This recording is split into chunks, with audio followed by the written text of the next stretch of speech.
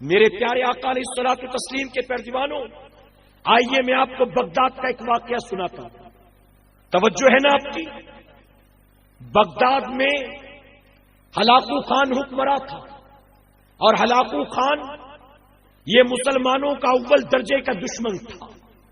ایک رات Hulagu Khan نے خواب دیکھا کہ میں مسلمانوں کے کٹے ہوئے سروں کے مینار پر بیٹھ کر مسلمان کی کھوپڑی میں شراب پی رہا ہوں. مسلمانوں کے کٹے ہوئے سروں کا مینار اور اس کی چوٹی پر بیٹھ کر مسلمان کے سر میں کھوپڑی میں شراب پیتا ہوں.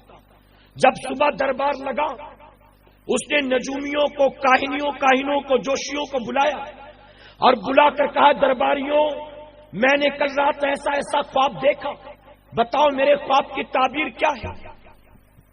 تو فوجیوں نے کہا، سپاہ سالاروں نے کہا، وزیروں نے کہا کہ بادشاہ سلامت، خواب کی تعبیر کو ایک طرف رکھیے، اگر آپ کی اجازت ہو تو ہم آپ کے خواب کو حقیقت میں بدل کر دکھلا دیں. کیا آپ چاہتے ہیں کہ آپ کے خواب کو ہم سچ کر دکھلائیں؟ وہ مسلمانوں کا دشمن پہلے ہی تھا. اس نے کہا، کیا یہ صحیح ہو سکتا ہے؟ فوجیوں نے کہا، ہاں کہیں آپ تو ہم کر کے دکھلا دیں.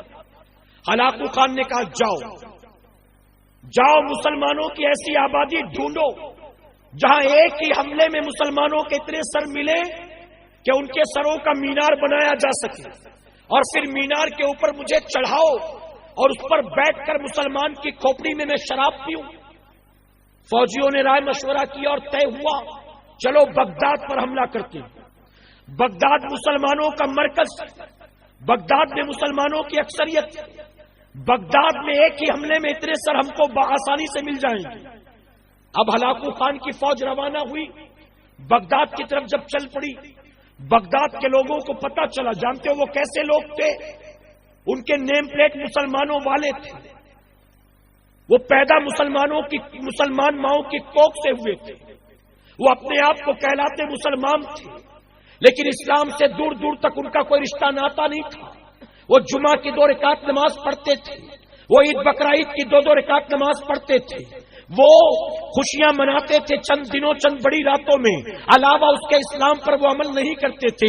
نہ لباس حضور کی سنت کے مطابق تھا، نہ چہرہ حضور کی سنت کے مطابق تھا، نہ اخلاق حضور کی سنت کے مطابق تھا، نہ کردار حضور کی سنت کے مطابق تھا، بلکہ وہ عیسائیوں کے رنگ میں رنگ چکے تھے. ان کے یہاں شادیاں بھی عیسائیوں کی طرح ہوتی تھی، ان کے یہاں رخصتی بھی عیسائیوں کی طرح ہوتی تھی، ان کے لباس بھی عیسائیوں کی طرح تھے، ان کا کھان پان بھی عیسائیوں کی طرح تھا، ان کا رہن سہن بھی عیسائیوں کی طرح تھا.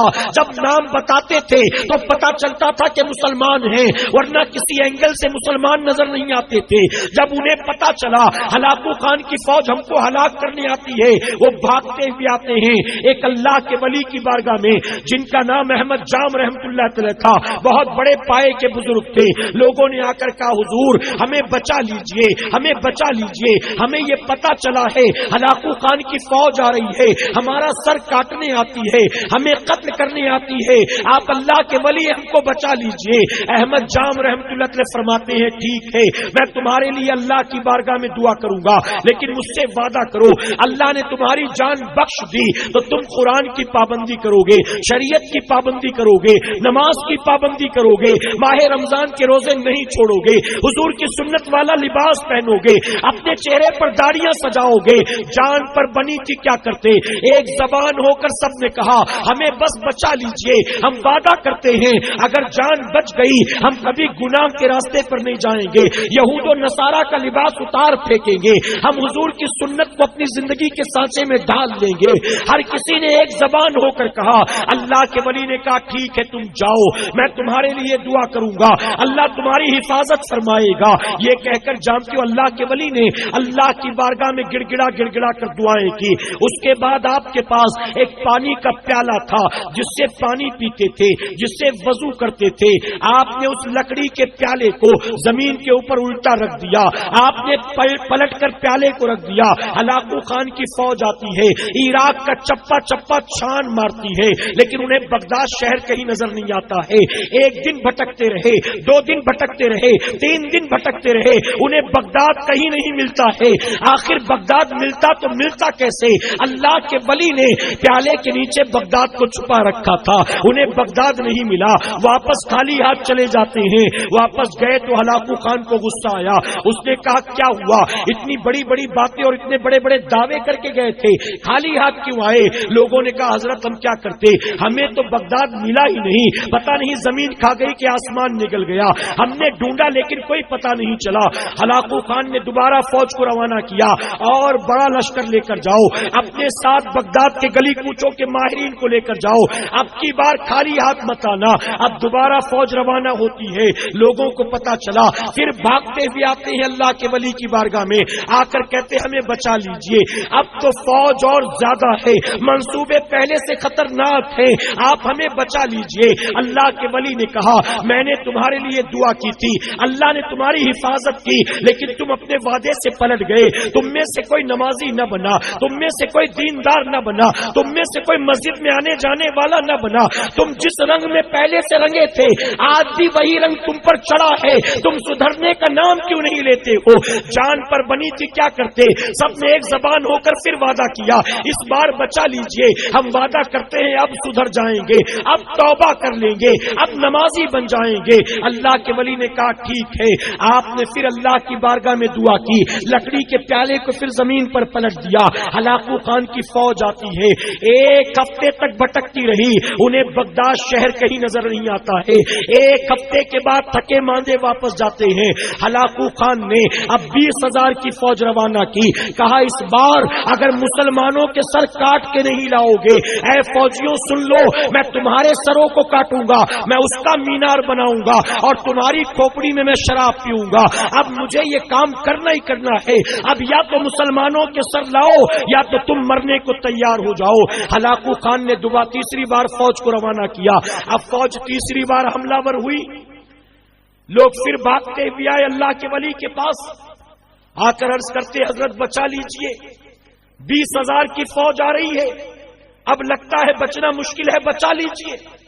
اللہ کے ولی نے تیسری بار بھی کہا لوگوں جب جان پر بڑھتی ہے تو میرے پاس آتے ہو اور جان بچ جاتی ہے تو پھر گناہ کی طرف چلے جاتے ہو، تم سدھرنے کا نام کیوں نہیں لیتے ہو؟ تم توبہ کیوں نہیں کرتے ہو؟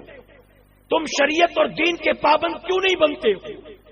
لوگوں نے پھر کہا بس اس بار بچا لیجیے، 2 مرتبہ غلطی ہو چکی، اس بار بچا لیں، آخری موقع دیں، آئندہ کبھی گناہ نہیں کریں گے، برائی نہیں کریں گے، اس بار بچا لیں۔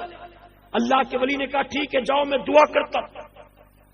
آپ نے اللہ کی بارگاہ میں رو رو کر دعا کی، لکڑی کے پیالے کو زمین پر پلٹنا چاہتے تھے، غیب سے آواز آئی احمد جام اب اس پیالے کو نہ پلٹ، اب انہیں کوئی بچا نہیں سکتا۔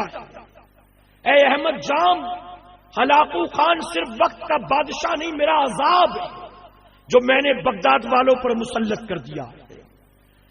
پہلی 2 مرتبہ تیری دعا کی برکت سے میں نے ان کی جانیں بخش دی، لیکن احمد جام جو میں جانتا ہوں تو نہیں جانتا، اگر تو 100 بار دعا کرے اور میں 100 بار ان کی جانیں بخشوں پھر بھی یہ سدھرنے والے لوگ نہیں۔